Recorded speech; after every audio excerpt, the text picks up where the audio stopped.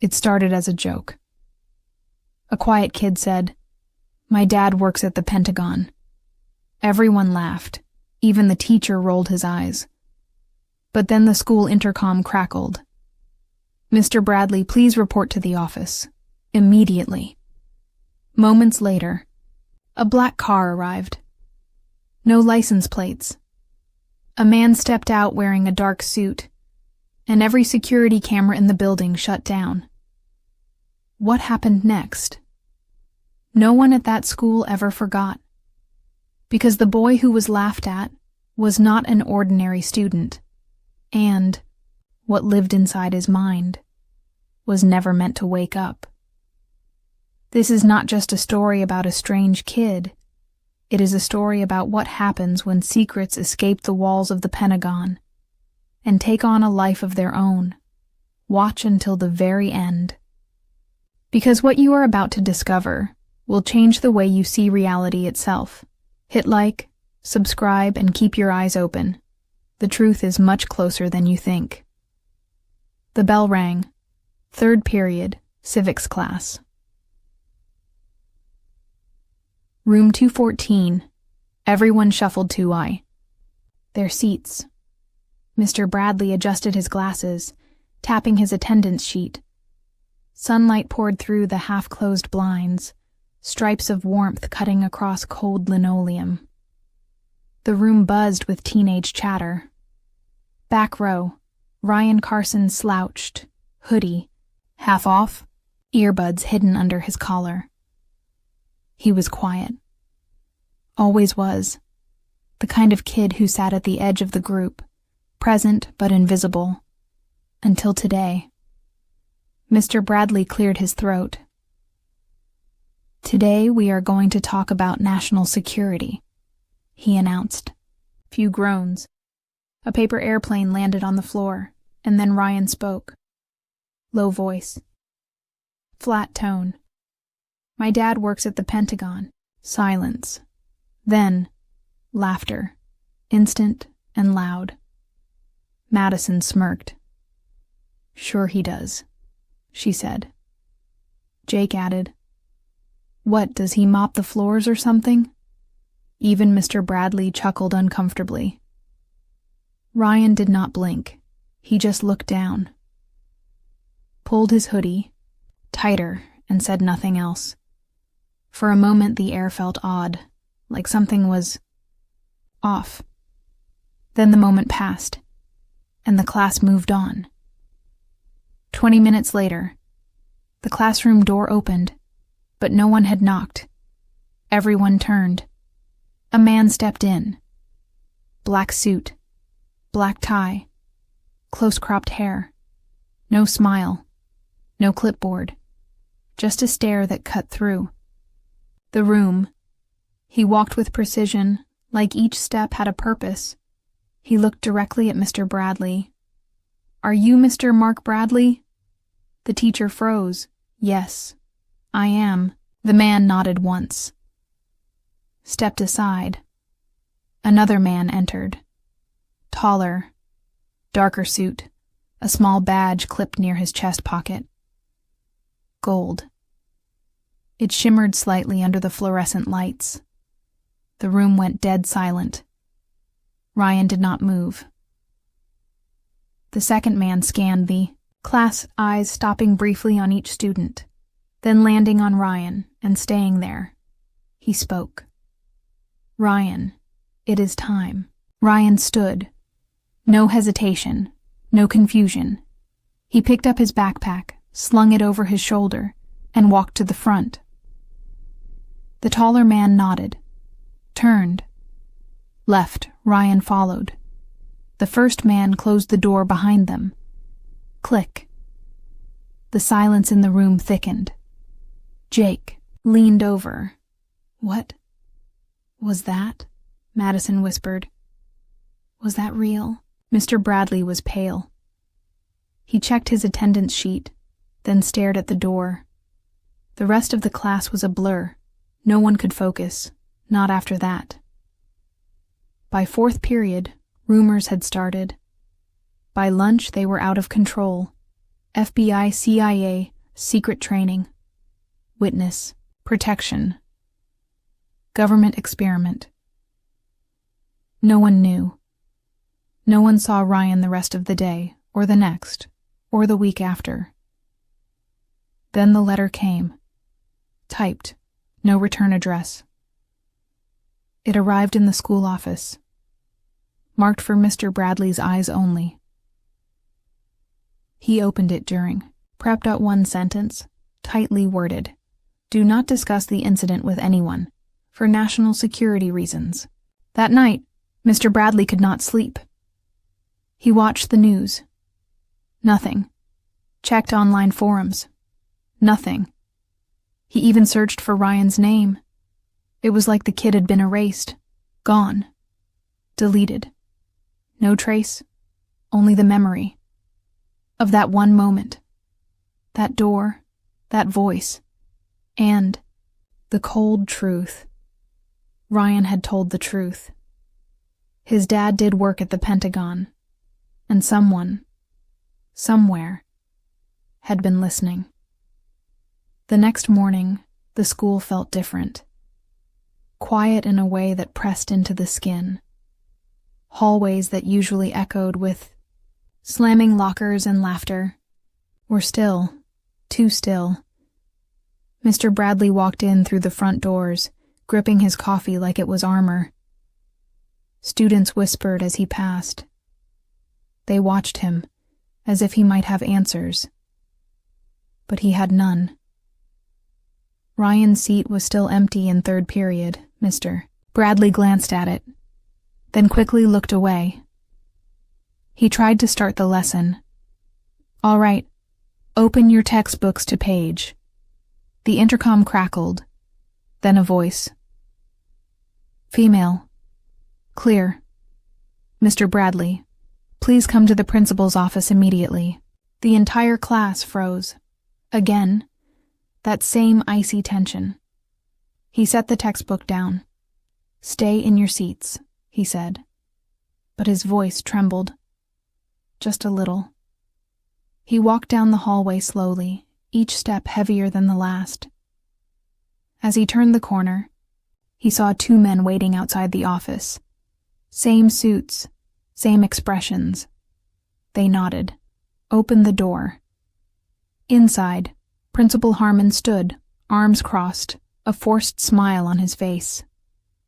Mark, these gentlemen need a word. The taller one gestured to a chair. Mr. Bradley sat, hands clasped tightly. Then the questions began. When did you first notice unusual behavior from the student? Has he ever discussed classified topics in your classroom? Did he mention names, codes, dates? Mr. Bradley blinked. What? No, he barely spoke at all. The man leaned forward. Did he ever say the word Odessa? That word. Like a blade. Cold and sudden. Mr. Bradley swallowed. No, I have no idea what that means. Silence. Then the man stood. They both did. They exchanged a glance. Then a card slid across the desk. Black background. No name. Just a number, if you remember. Anything. Call. They left. No goodbyes. The door clicked shut behind them. Mr. Bradley stared at the card, fingers trembling. He could feel his pulse in his throat. That night, he did not go home. He drove. Nowhere in particular. Just drove. Past the city lights. Past the freeway exits. Until he was alone. Pulled over. Turned off the engine. Sat in silence. The card still in his pocket. The word Odessa echoing in his head. Then, his phone buzzed. Unknown number. He answered. Static. Then, a boy's voice. Low, calm. Mr. Bradley, do not tell them anything. Silence. Then, click. The line went dead. He stared at the screen, goosebumps on his arms, because he knew that voice. It was Ryan. But how? Where? Why? And more importantly, how had he gotten this number? Mr. Bradley turned on the ignition, but the radio came on by itself. Loud. One phrase repeated through the static, over and over. Operation Odessa has begun. He turned it off, but the words still rang in his mind. Now he was involved, whether he wanted to be or not, and something told him this was only the beginning.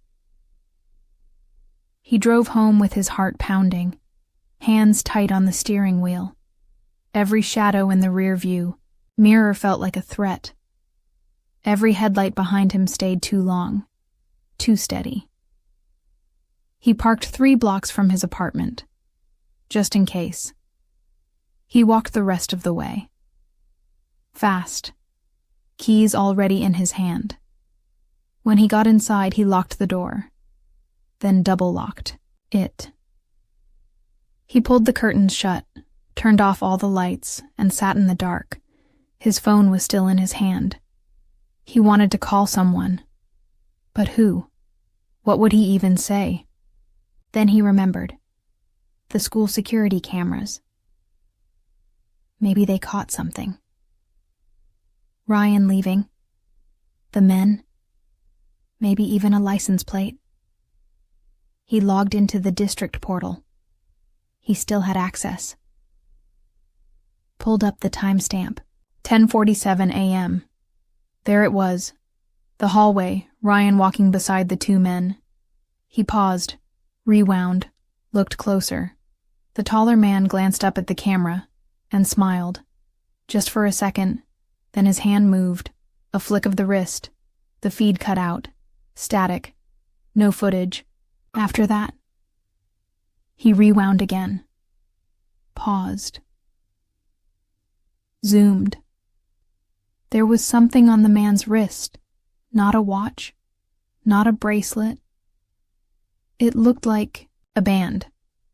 Metallic engraved and glowing faintly. Blue.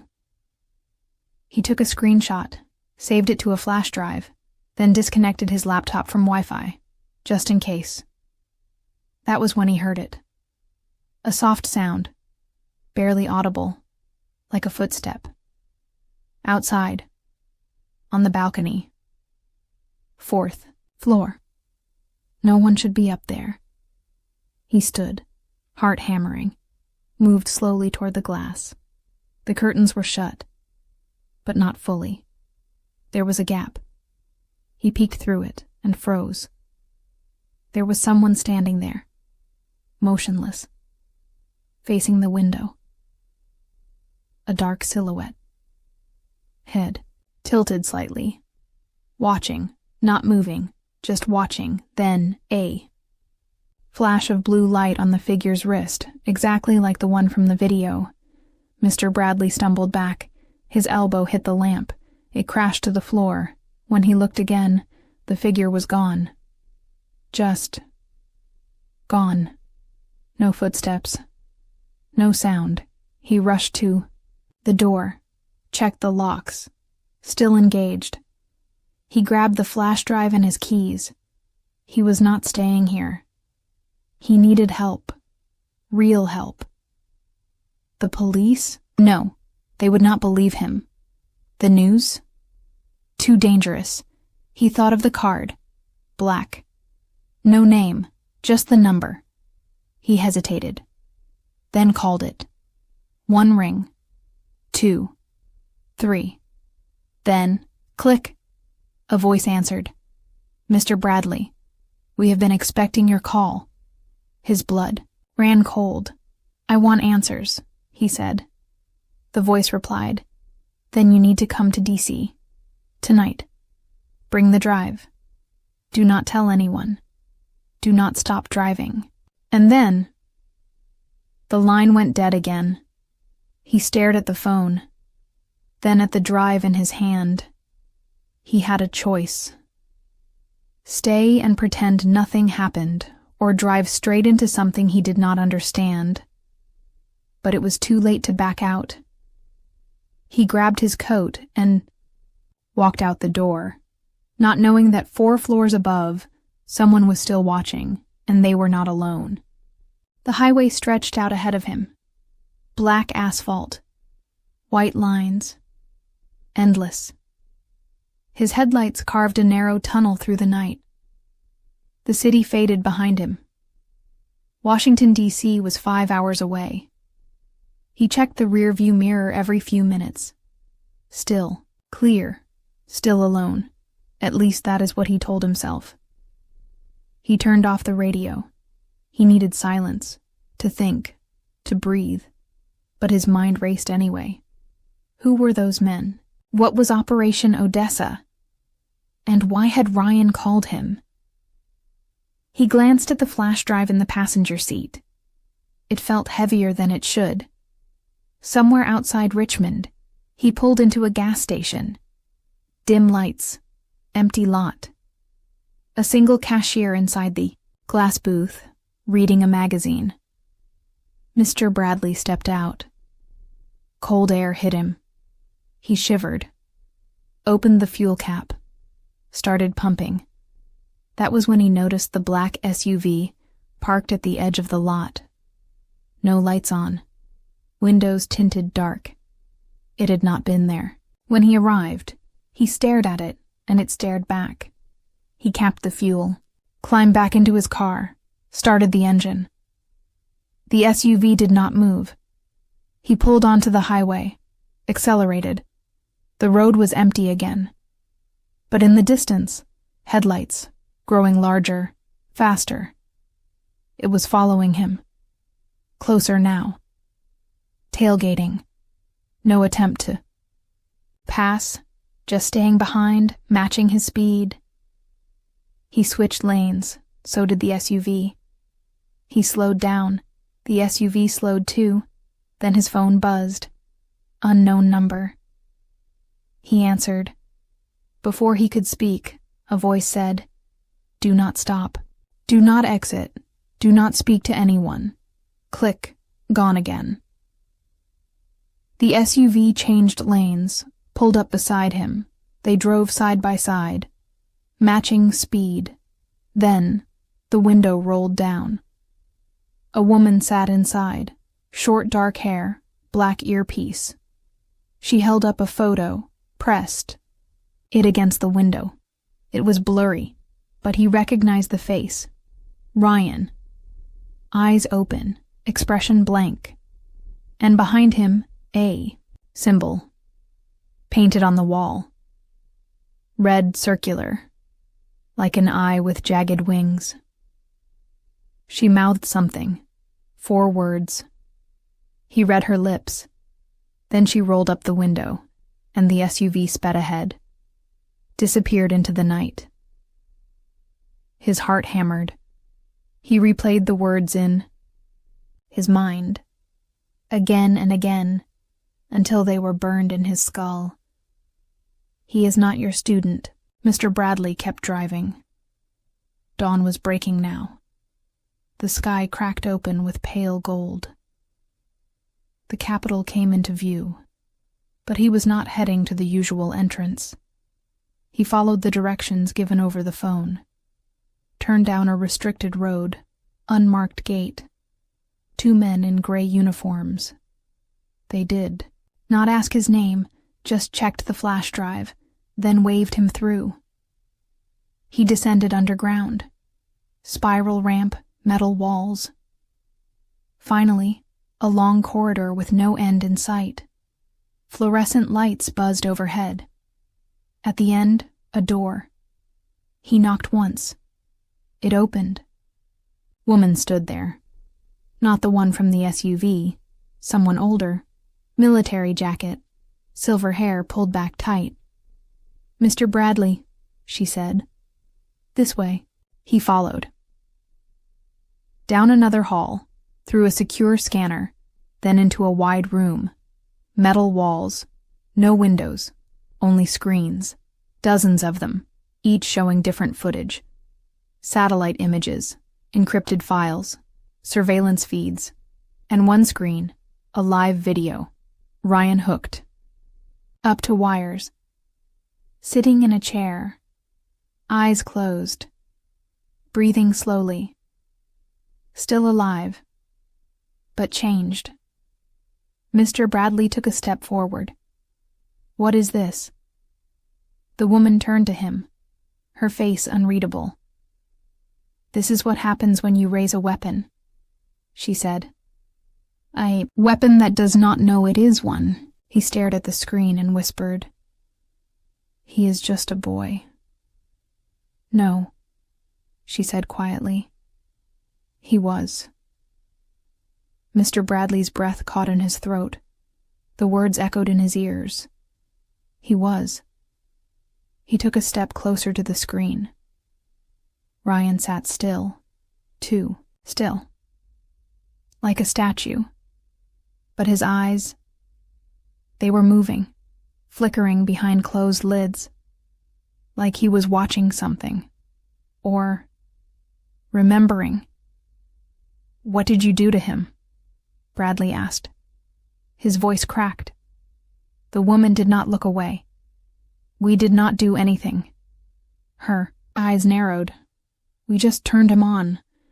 Bradley turned to face her. "This is insane. He's a kid.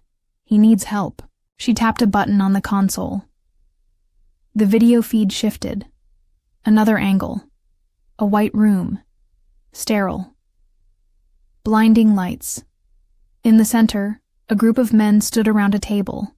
On it lay a metallic device, almost like a helmet. Intricate, alien. It hummed. Low, dark. Bradley's stomach turned. "What is that?" he whispered. She responded without emotion. "The key. To everything." Then another screen lit up. Audio. A recording. Crackling at first. Then voices, young, terrified.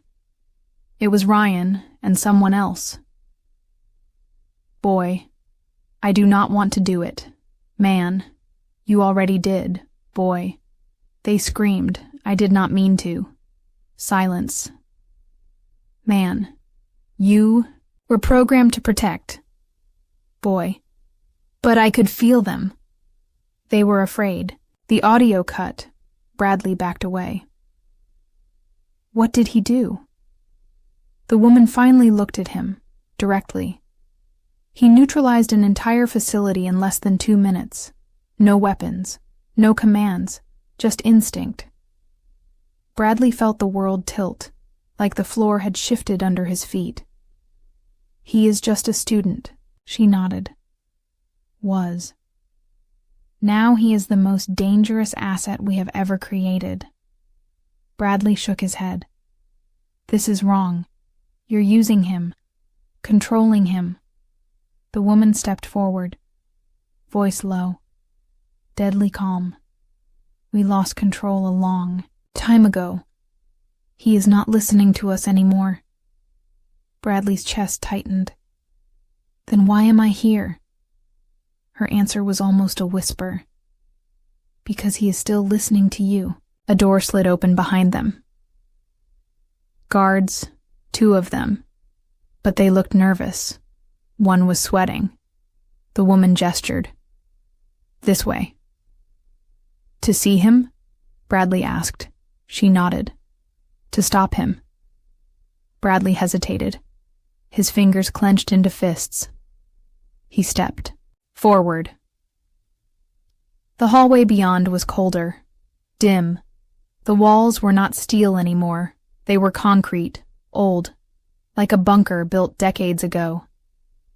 He passed more doors, each one sealed, each one humming faintly, until finally, the last door, a retinal scanner activated. The woman stepped forward. The door opened. Inside, a single chair, cables everywhere, and Ryan, still sitting, still breathing. His eyes opened as Bradley entered, bright, too bright, almost glowing. And for the first time, Ryan smiled. "Mr. Bradley," he said, "I knew you would come." Bradley stepped closer. "You called me." Ryan nodded slowly. "They want to shut me down. But I am not broken." His voice was soft, almost gentle. "But they are." Bradley felt a chill run down his spine. "Ryan, what are you?" Ryan tilted his head and whispered, "I am what they were afraid to finish. I am what they lost control of. I am awake now." The lights flickered, the cables vibrated, the temperature dropped. Bradley turned to the woman, but she was already backing away, alarm flashing on her wrist.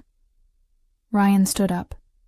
The cables snapped loose, and in that moment, Bradley saw something in the boy's eyes. Not hatred, not violence, but sorrow. Deep, ancient, and endless.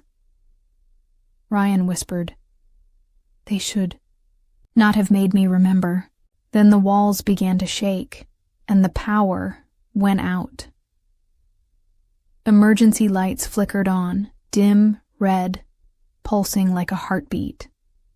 The sirens were silent, but the silence was worse. Ryan stood in the middle of the room, surrounded by broken cables, backlit by the pulsing red light. Mr. Bradley could barely breathe. The air was thick, heavy with electricity, and something else. A presence. He took a step back. Ryan's gaze followed him. "I did not want this," Ryan said. His voice echoed unnaturally, almost layered, as if someone, or something, else was speaking with him. "They kept digging," he continued, "kept pushing. They wanted to see how far they could go." Bradley looked at the door, still open, but behind it, guards were frozen in place. Not dead, not moving, their eyes wide, mouths slightly open, as if caught mid-scream. Bradley whispered, "What did you do to them?" Ryan blinked. "They saw it," he said softly. "What I remember." Bradley moved slowly, carefully, no sudden motions. "You can stop this," he said. "You are still in control." Ryan smiled again. But it was not the same. It was colder. "I was never in control," he replied. "I was a vessel." Bradley's mind raced. He thought of the metallic band, the helmet, the symbol painted behind Ryan in that video, that red eye with jagged wings. "What are they trying to use you for?" he asked. Ryan turned to the wall. A screen flickered to life. It showed coordinates, then satellite images, underground facilities, all over the world. "Fail-safes," Ryan said. "Places like this one. If I go down, everything goes down with me." Bradley's blood turned to ice. "You mean..." Ryan nodded slowly. "They linked me to all of it. And now, I feel it waking up." Bradley stepped closer. "I need to help you," he said. "I need to get you out of here." But Ryan's expression changed. Not fear, not anger, something else. Resolve. "No," he said, "I cannot leave. If I do, the rest will follow." Bradley looked at the flickering screens. The red pulses matched Ryan's heartbeat, and his presence was spreading. "Then what do we do?" Bradley asked. Ryan looked up. His eyes glowed bright white, and for a moment, everything went still. The lights, the hum, even Bradley's thoughts. "Tell them," Ryan said. His voice echoed deep and low. Tell them they were not the first to build me, and they will not be the last. The ground trembled. The lights turned white-hot. Sirens screamed back to life. Overhead, steel bulkheads began to slam shut. Containment, too late. Ryan stepped forward and reached for Bradley's hand. Warm, human. But as soon as they touched, Bradley saw flashes. Not memories. Visions. Other places, other labs, other children. Eyes glowing, wires growing out of their skin. Symbols, the eye with wings, but bigger, older. He gasped and staggered back. Ryan let go. Showed you, he said. I needed you to see. Because when this ends, you will be the only one left who knows. Bradley clutched his chest. He was still shaking, still seeing fragments. What do I do? He whispered. Ryan turned to the center of the room, lifted his hand. A hidden panel slid open. A glowing orb rose slowly from the floor, pulsing in sync with his heart. Take it, he said. It is the origin. They will come for it. But you must not let them use it again. Bradley stared at the orb. It hummed softly, like a whisper just under the surface. He stepped forward, reached out, and the moment his fingers brushed the surface, the facility collapsed into silence. Everything shut down. Ryan closed his eyes and said one final word. Run. Bradley did not think. He ran. Clutching the orb to his chest, he darted through the dark corridor, sirens still howling behind him. The metal doors tried to close, but something was slowing them down, or someone. Ryan. Holding the system back, giving him time. Bradley reached the elevator shaft, but the elevator was dead. No power. So he climbed, rung after rung. His hands bled, his lungs burned, but he did not stop. Not once. He could still feel it. The weight of the orb, the hum inside it, the pulse that matched his own. It was alive, but silent, as if waiting. Finally. A hatch. Daylight spilled through, cold and blinding. He pushed it open and crawled out. The facility was gone. From above, it looked like nothing had ever been there, just a quiet forest. Still, unmoving. He staggered forward, collapsed, to his knees in the grass. Breathed, felt the wind on his face. Then, a voice. Behind him. Soft, familiar. I told them you would make it. Bradley turned. A man stood in the tree line. Suit, dark glasses, a small badge on his chest. Unmarked, but unmistakable. Government. Bradley tightened his grip on the orb. They cannot have it, he said. The man nodded. I know. That is why. We are not here to take it. Bradley narrowed his eyes. Then why are you here? The man took a slow step forward. To warn you, he said. You think Ryan was the only one? Bradley froze. His breath caught. The man's expression darkened. There are others. Different programs, different names, but the same symbol. He turned to leave. Paused, then added, and next time we may not get a warning. He disappeared into the woods. Gone.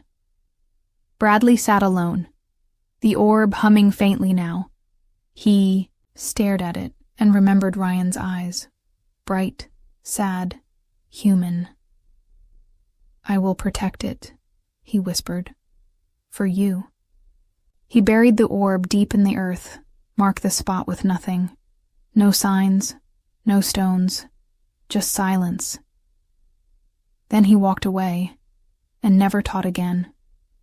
But sometimes, late at night, he still hears the hum, like a distant heartbeat, calling from below, waiting, watching, and remembering.